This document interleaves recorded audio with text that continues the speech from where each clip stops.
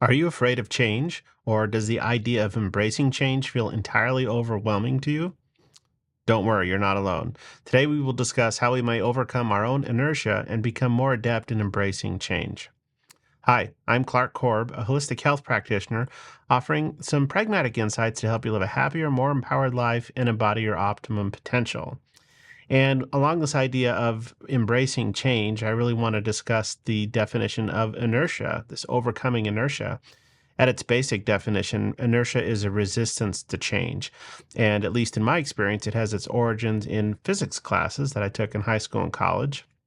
And Newton's first law was the law of inertia, in that objects tend to resist change in their state of motion.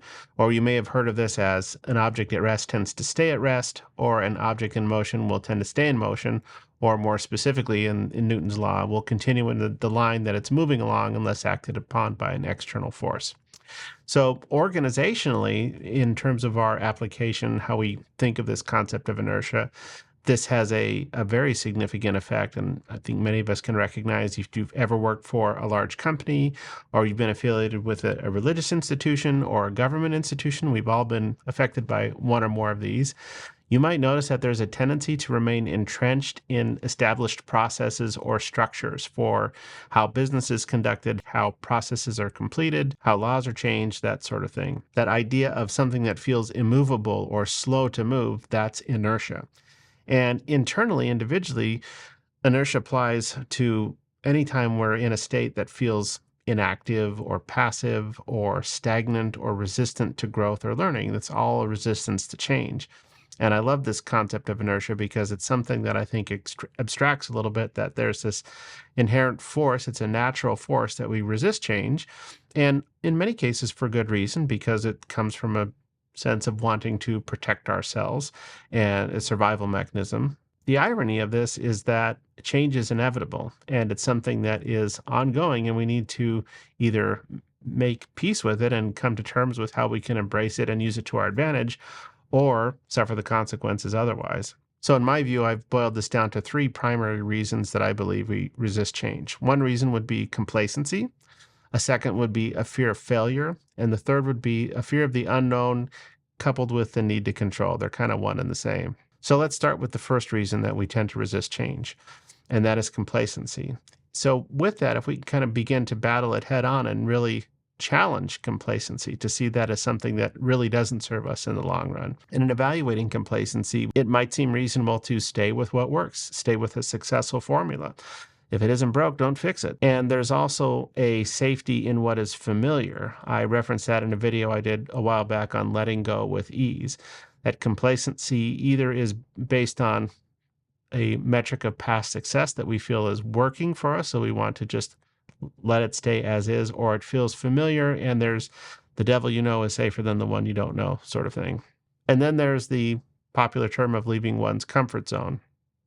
So just because something is uncomfortable doesn't necessarily mean it's unsafe, and that's often a false link that will keep us in that complacent zone. And by the way, leaving one's comfort zone is not at all the same as the grass is greener kind of syndrome. I really look at that as being a sense of avoidance, not wanting to water your own lawn and rather explore greener pastures elsewhere. And by this analogy, I'm suggesting that challenging complacency is really digging in more deeply to cultivate your own grass and water your own grass to let it grow. Another way we can kind of disregard complacency as being a proper survival mechanism is to recognize that even successful processes require ongoing maintenance.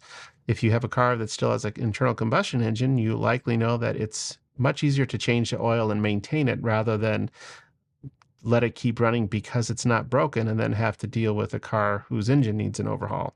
Another example where maintenance is important is in the case of successful corporations. They need to have a path of growth and development to retain their most productive employees. That requires some ongoing internal maintenance. And if they don't do that, the best employees are likely to leave where they can find those advancements elsewhere. And then in the example of interpersonal relationships, I think most of us have some experience, whether it's with family members or friendships or significant others. All of these interpersonal relationships require time, attention, and stimulus to thrive. So maintenance is not a passive thing. And in this light, if we can embrace the spirit of having a constant and never-ending improvement, this is a value that we can espouse. That's really the opposite of clinging to complacency because it's something that feels comfortable.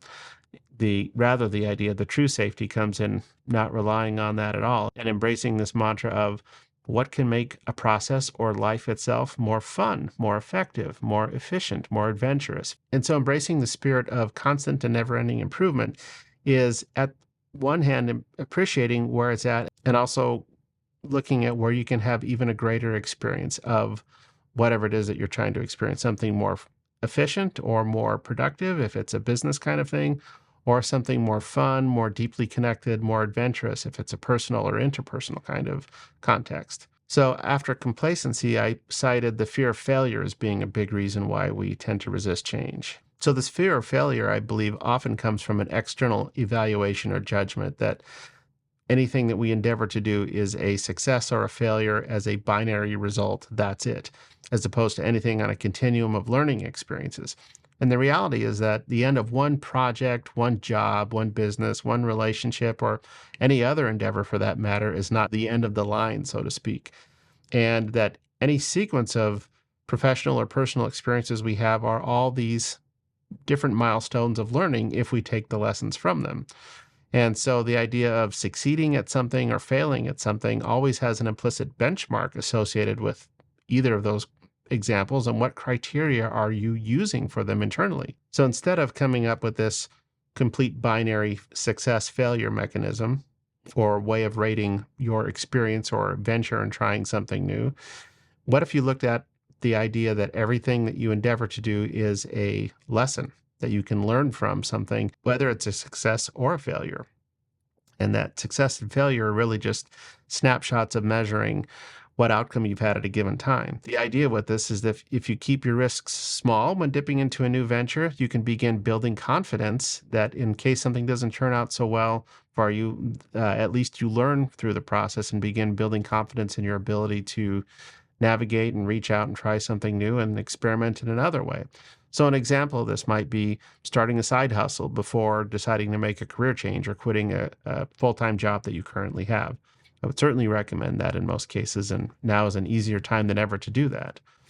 Another example would be to release an attachment to a specific relationship outcome before going on a date. Instead of looking at something as a failed relationship, what if you looked at a series of, as you navigate dating and meeting people, just to discover what it's like to be in a relationship or learn more about yourself, learn more about your values or what actually feels in alignment for you in a relationship.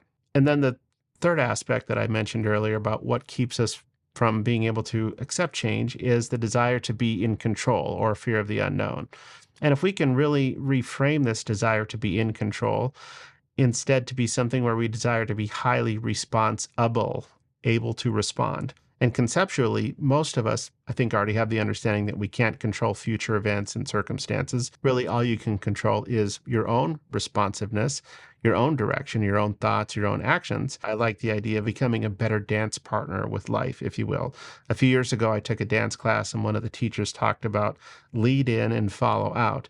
So where there's of the two dance partners, there's often one that's designated as the lead and one is designated as the follow to initiate certain dance steps and sequences.